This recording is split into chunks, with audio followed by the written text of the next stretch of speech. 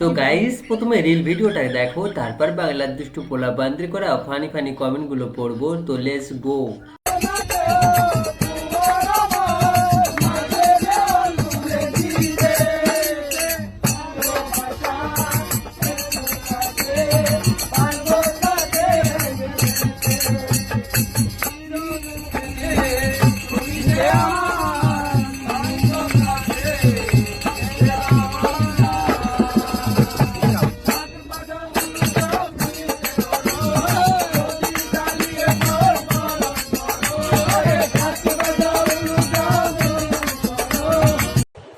এই সময় কম, শুরু করো।